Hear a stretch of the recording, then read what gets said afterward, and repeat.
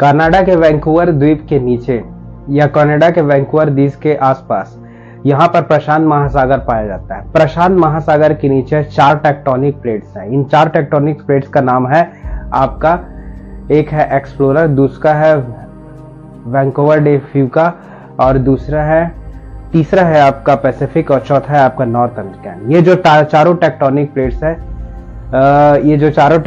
Plates है, यहाँ पर ये टेक्टोनिक प्लेट्स के जो है आपस में हमेशा हिलते रहती है।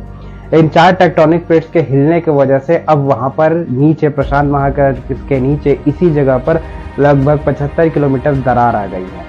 ये जो जोन है इसको कैस्केडियन सडक्शन जोन कहा जाता है। ये जो कैस्केडियन सडक्शन जोन है, यहाँ पर ये 4 टेक्टोनिक प्लेट्स पाई गई हैं और इन 4 टेक्टोनिक प्लेट्स के हलचल हो रही हैं और इसी हलचल की वजह से वहां पर यह देखा जा रहा है कि आगे हो सकता है कोई नेचुरल कैलामिटी आने का खतरा है।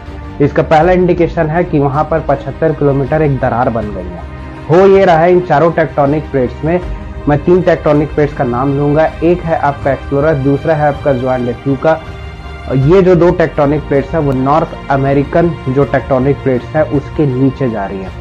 इसी कारण ये हो रहा है कि एक टेक्टोनिक प्लेट्स जो है वो छोटे छोटे टेक्टोनिक प्लेट्स में टकराव के कारण टूट रही है, जिसको फिर माइक्रो प्लेट्स भी कहा जाता है। ये जो माइक्रो प्लेट्स टूट रहे हैं इससे टेक्टोनिक प्लेट्स अपने आप को स्टेबलाइज करते हैं, लेकिन इनके हरकतों की वजह से कभी कभी सुनामी या भूकंप जैसी स्थिति आती है। हालांकि यह प्रक्रिया बहुत धीमी है, लेकिन कभी कभी इन्हीं के हिलने के वजह से या एक दूसरे के ऊपर नीचे होने के वजह से भूकंप, ज्वालामुखी जैसी स्थिति या इवन सुनामी जैसी परिस्थितियां आ जाती हैं। 1700 में ऐसा इवेंट हुआ था जिससे एक सुनामी पैदा हुई थी जो जापान तक पहुंच गई थी।